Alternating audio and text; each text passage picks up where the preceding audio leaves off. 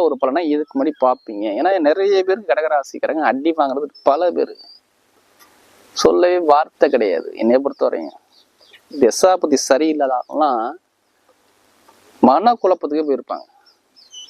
மன ரீதியா பாதிச்சாங்க கேட்டு பாருங்களேன் கடகராசிக்காரங்கள. ஆமாங்க, ஆமான்னு சொல்லுவாங்க. உடல் ரீதியா பாதிச்சாங்க கேட்டு பாருங்களேன், ஆமான்னு சொல்லுவாங்க. மனைவி கிட்ட பிரச்சனை தான் கேட்டு பாருங்களேன், ஆமான்னு சொல்லுவாங்க. கணவன் கிட்ட பிரச்சனை தான் கேட்டு பாருங்க, ஆமான்னு சொல்லுவாங்க. நிறைய பேருக்கு உடல் ரீதியா பிரச்சனைகள், வேலை பிரச்சனை, உத்தியோகத்துல நிரந்தரமா வேலை கிடைக்கலங்க, அலைஞ்சுக்கிட்டே இருக்காருங்க, வேலை கிடைக்கல அப்படின்னா நிறைய பேர் இருக்காங்க கடகராசிக்காரங்க. இது மாதிரி நிலவுலாம் பாத்தீங்கன்னா உங்க தாரத்துல தசா புத்தி சரியா இருந்திருக்காது. இது மாதிரி நிலவுலாம் நிறைய பேருக்கு.